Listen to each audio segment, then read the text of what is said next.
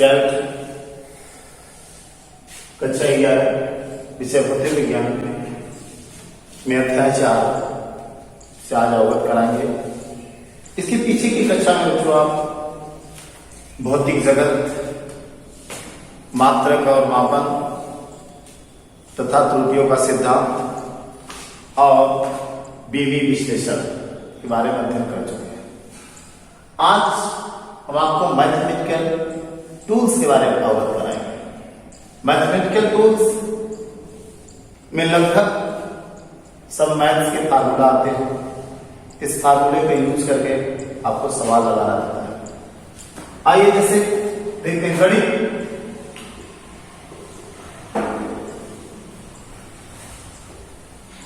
गणित में पहले लिखते हैं बीजगणित,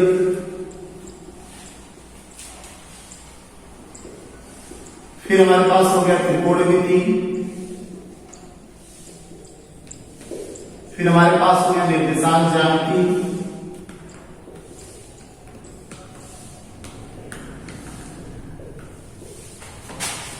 आगे अवकलन,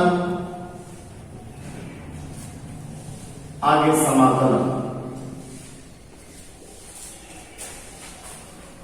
गणित में बीजगणित होता है, त्रिकोणमिति, निर्देशांक ज्यामिति, अवकलन और समाकलन। कक्षा 11 में आपको अवकलन और समाकलन के बारे में अध्ययन करना है, लेकिन इसका बेस आपको जानकारी होना चाहिए। तो बेस के लिए हम सबसे पहले बीजगणित, तो बीजगणित में निकल के बीजगणितीय सूत्र। बीजगणितीय सूत्र क्या है या बीजगणितीय सूत्र बताइए। जैसे a प्लस बी का whole square, a plus B का whole square, a square plus B square plus 2ab। एक हो गया। कोई आपसे पूछे a प्लस बी का होल स्क्वायर तो आप करते हैं a square plus B square plus 2ab। Number 2 पे देखिए इसका सूत्र कोई a माइनस बी का whole square, a square plus B square minus 2ab। अगर आपसे a माइनस बी का होल स्क्वायर पूछा जाता है तो आप कहते हैं a square plus B square minus 2ab। Number 3 पर देखिए a square minus b square equal to क्या होता है, तो आप कहते हैं एक ब्रैकेट में a प्लस बी, दूसरे ब्रैकेट में a माइनस बी। नंबर 4 पर देखिए, नंबर 4 पर देखिए आप a प्लस बी का होल क्यूब, ये बराबर होता है a cube plus b cube plus 3ab, bracket में a प्लस बी होता है। नंबर 5 फार्मूला लिखिए a माइनस बी का whole cube, a cube minus b cube minus 3ab, bracket में a माइनस बी। ये सब बीजगणितीय सूत्र है, ये सब बीजगणितीय सूत्र है। इसके आगे अगर देखते हैं 6 नंबर पर देख लीजिए कोई सूत्र तो द्विघात समीकरण, द्विघात समीकरण। आइए द्विघात समीकरण पर हम चर्चा करते हैं।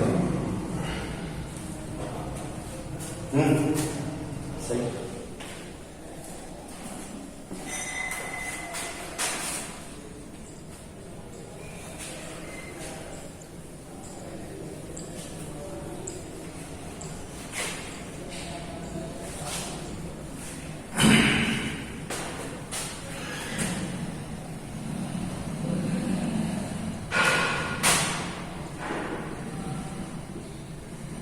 द्विघात समीकरण,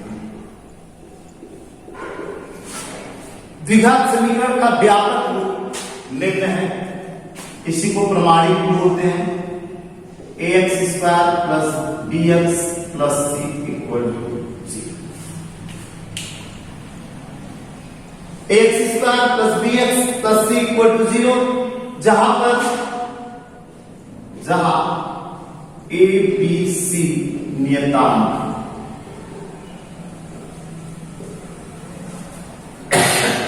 a b c नियतांक। और इस समीकरण में चर राशि यक्स, इस यक्स के मान के लिए समीकरण के समीकरण के मूल, x के मान को समीकरण का मूल कहते हैं।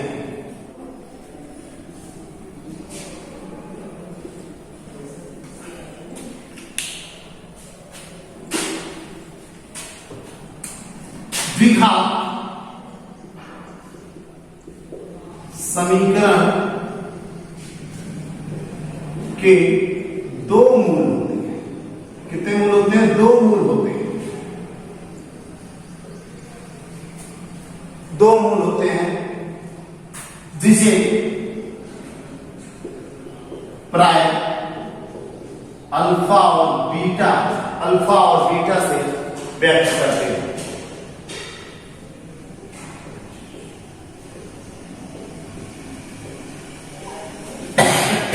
अल्फा और बीटा से व्यक्त करते हैं। एक फार्मूला प्राप्त होता है x equal to -3 plus minus कड़ी में b square minus 4ac upon 2a। x equal to -3 plus minus b कड़ी b square minus 4ac upon 2a। इसको हम अलग अलग लिख सकते हैं। Alpha equal to -b plus b square minus 4ac upon 2a। इधर लिख सकते हैं beta equal to -b minus b square minus 4ac upon 2a। Alpha equal to लिखिए धनात्मक में और बीटा इक्वल टू लिखिए ऋणात्मक। मूलों का योग जो होता है उसके बाद लिखिएगा मूलों का योग। आपसे कोई पूछे या फिर करें alpha plus beta equal to क्या, तो आप कहिएगा -b अपॉन a। अब मूलों का गुणनफल कोई पूछे, मूलों का गुणनफल ये होता है alpha into beta equal to c upon a। Alpha into beta equal to c upon a।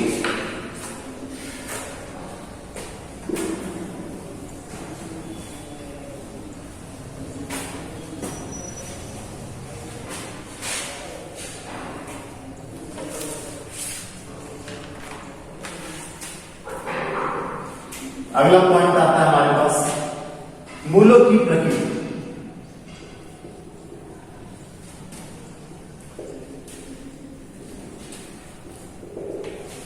मूलों की प्रकृति में x equal to -b plus minus कड़ी में b square minus 4ac upon 2a। यही फार्मूला था x equal to -b plus minus कड़ी b square minus 4ac upon 2a। ये जो इतना है इसी को कहते हैं इस पद में वर्गमूल वाली राशि को विविधकर कहते हैं। इतने को विविधकर कहते हैं, अर्थात विविधकर को हम d से प्रदर्शित करते हैं। किससे प्रदर्शित करते हैं? d से प्रदर्शित करते हैं।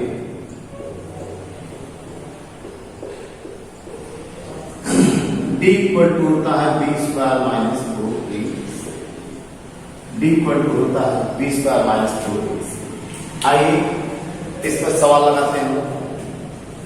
सवाल के माध्यम से सीखते हैं।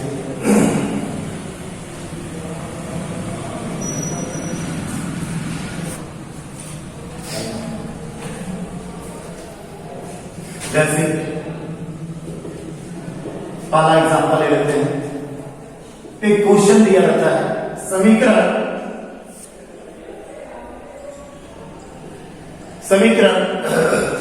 2x square minus 5x plus 3 equal to 0। ये समीकरण है 2x square minus 5x plus 3 equal to 0 को हल कीजिए।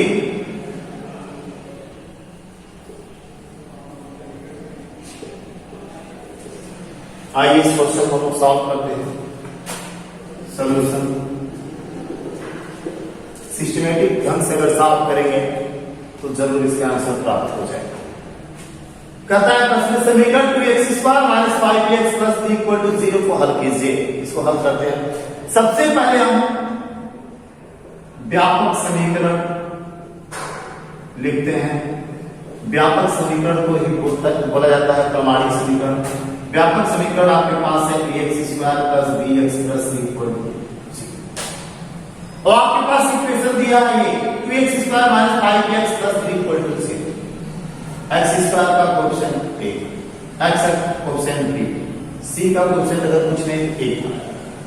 वैसे ही x² में है 2, x का -5 क्योंकि यहाँ सिंबल प्लस है, यहाँ पे माइनस है -5 और c की जगह पे आप क्या बोलोगे?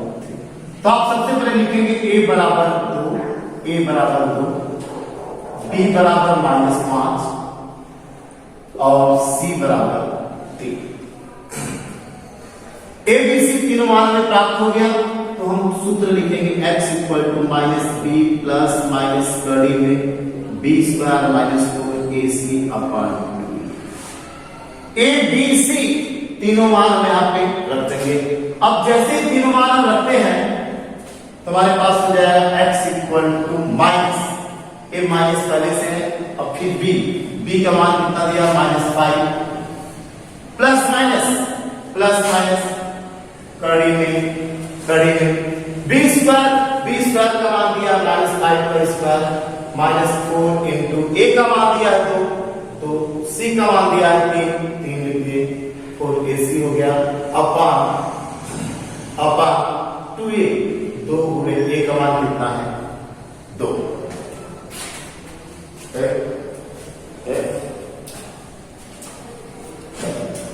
वीडियो आ रहा है बस। अब इसको सॉल्व करते हैं हम।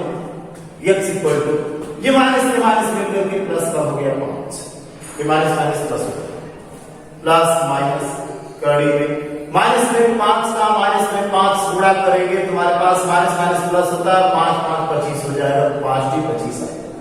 यहाँ लिखेंगे 25। अब 4 दूनी 8 24 माइनस सिंबल के साथ 24 बटे 4।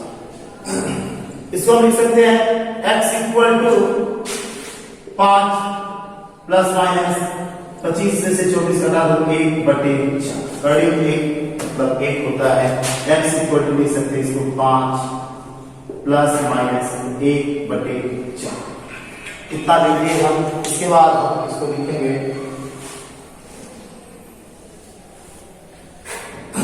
अर्थात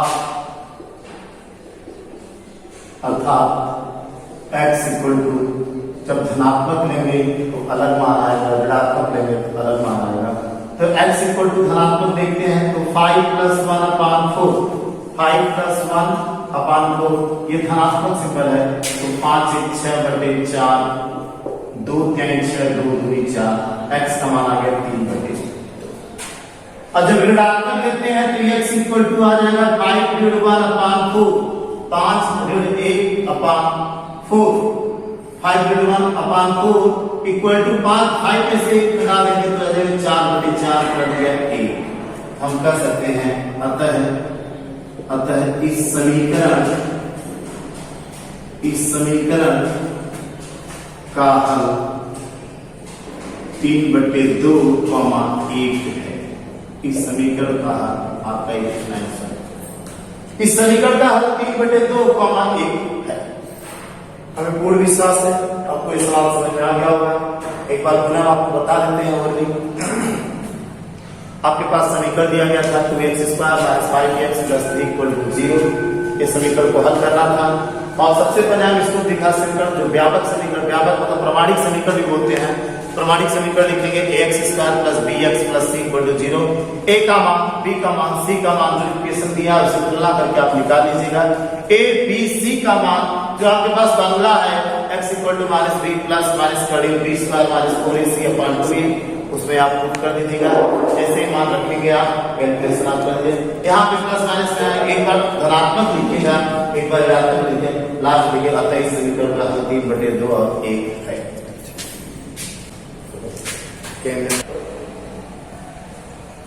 अब हम लोग दूसरा क्वेश्चन देखते हैं। चलिए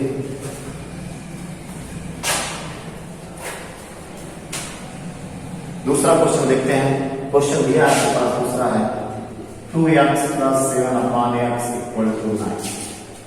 ये इक्वेशन दिया है कि इसको हल कीजिए, x का मान ज्ञात कीजिए। दो में से ऐसे देगा, या तो हल कीजिए लिखेगा या तो x का मान ज्ञात कीजिए।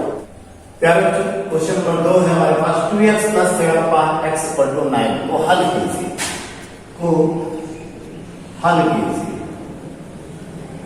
इस प्रश्न को हम लोग सॉल्व करते हैं। सॉल्यूशन सबसे पहले हम लिखेंगे 2x + 7/x = 9। एलसीएम लिखिए, इसको लिखते हैं 2x² + 7 = 9x। अब हमारे पास इसको हम समीकरण बना देंगे 2x² - 9x + 7 = 0। अब हमारे पास क्या है, व्यापक समीकरण क्या है? व्यापक समीकरण ax² + bx + c = 0। a b c का मान यहां से लिखेंगे। a का मान हमारे पास आ जाएगा 2, b का मान आ जाएगा -9 और c का मान आ जाएगा 7। इतना हो गया। अब a b c का मान इसमें रख देंगे, इस बार में -b + -30 b² - 4ac/2b। a b c का मान अगर हाथ रख देते तुम्हारे पास हो जाएगा -a - b का मान लिखेंगे -9 + -30 में -9 का स्क्वायर -4। a का मान दिया 2 × 2 × c का मान 7 हो गया और अपॉन 2a लिख देंगे 2 × 2, a का मान 2। इसको हम कैलकुलेशन करेंगे तो माइनस प्लस हो जाएगा, प्लस 9 में 81 - 7 × 14 14 7